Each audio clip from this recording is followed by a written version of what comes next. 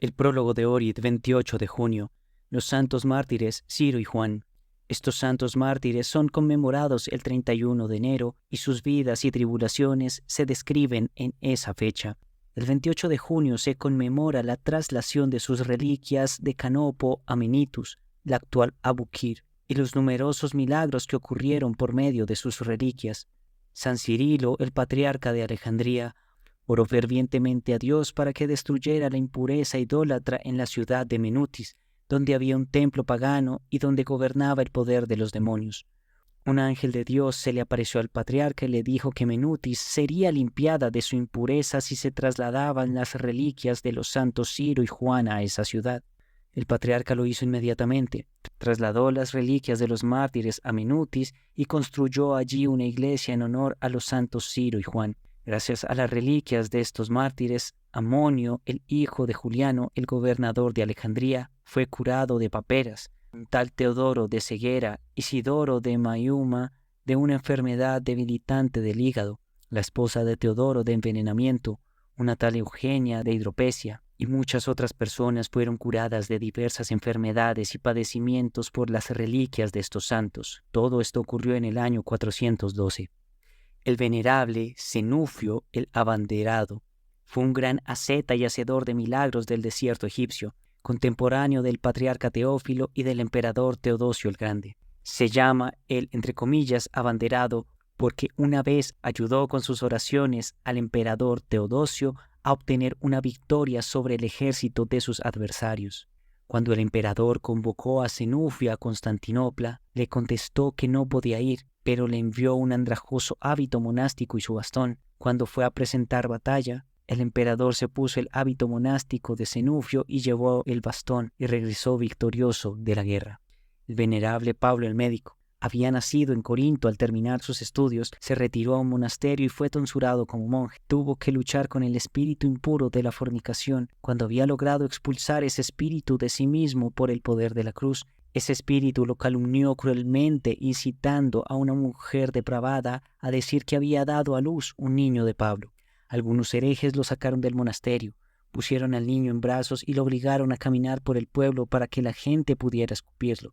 El bebé tenía solo unos días. San Pablo oró fervientemente a Dios y dijo a la gente, entre comillas, «Aquí está el niño, que él mismo diga quién es su padre». El niño sacó la mano de los pañales, señaló a un herrero y dijo, entre comillas, «Ese hombre es mi padre y no el monje Pablo». Los adversarios de Pablo se avergonzaron y Dios le concedió a Pablo un gran poder de curación, de modo que cuando imponía sus manos a los enfermos quedaban sanados. En la vejez, descansó serenamente en el Señor, habiendo agradado a Dios con su vida en la tierra. Vivió en el siglo VIII. Reflexión. Los protestantes han negado el poder de Dios para hacer milagros por medio de las cosas materiales. Al hacer esto pensaban espiritualizar la fe cristiana. Sin embargo, al hacer esto la empobrecieron y la deformaron. Rechazaron la acción del poder de Dios por medio de los íconos, por medio de las reliquias de los santos, por medio de la cruz y, finalmente, algunos de ellos, hasta por medio del poder de la Sagrada Comunión. Si siguieran este camino erróneo hasta el final, tendrían que rechazar incluso los milagros que ocurrieron por medio del cuerpo vivo del Señor Jesús, porque su cuerpo también era material. De la misma manera, los milagros, por el contrario, de las manos de los apóstoles y de los santos, porque esas manos también son materiales, por no hablar de la vara de Moisés, o de la túnica y el cinturón de la Santísima Madre de Dios, o del pañuelo del apóstol Pablo, etc. En este rechazo los protestantes están en contradicción con toda la Iglesia antigua. Esta es una de las miles y miles pruebas de que Dios actúa por medio de las cosas, especialmente cuando quiere glorificar a sus santos. Había un alto pilar erigido en Alejandría con una estatua del emperador Teodosio vestido con un hábito y un bastón monásticos en la mano. Este pilar había sido erigido como memorial de la victoria del emperador sobre sus adversarios cuando se había vestido con el hábito monástico de San Zenufio y llevaba su bastón en mano. Cuando Dios así lo quiere, basta con una sola prenda de un santo para derrotar a los poderosos ejércitos de los infieles. ¿Quién se atrevería a poner límites al modo de actuar del poder de Dios Todopoderoso? Contemplación. Contemplar la curación milagrosa de los 10 leprosos, entre comillas, y entrando en una aldea le vinieron al encuentro 10 leprosos, que a lo lejos se pararon y levantando la voz decían, «Jesús Maestro, ten piedad de nosotros». Lucas capítulo 17, versículos 12 al 13. Primero, cómo el Señor por el poder de su palabra sanó a los 10 leprosos que lo pedían. Segundo, cómo el Señor puede sanarme incluso a mí, espiritual y moralmente leproso, si se lo pido a Él. Sermón sobre la santidad. Entre comillas, como hijos de obediencia, no os conforméis a las concupiscencias que primero teníais en vuestra ignorancia. Antes, conforme a la santidad del que os llamó, sed santos en todos. Primera de Pedro, capítulo 1, versículos 14 al 15.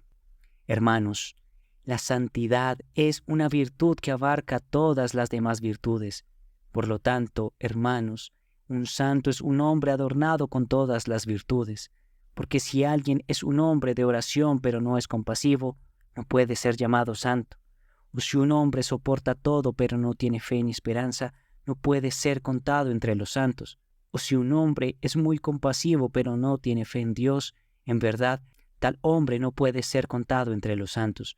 Un santo es un hombre perfecto tal como Adán lo era en el paraíso, o mejor aún, como lo es el nuevo Adán, el Señor Jesucristo. Este es el santo de los santos, este es el sembrador de la santidad en la tierra y el redentor de los santos en la historia. Él nos ha llamado a la dignidad de los santos, nos ha mostrado el ejemplo de un verdadero santo. Él es el prototipo de los santos, como es el arquetipo del hombre. Un verdadero hombre, hermanos míos, no es más que un santo y un hombre es lo mismo. El Señor nos mostró lo que significa ser un hombre y lo que significa ser un santo.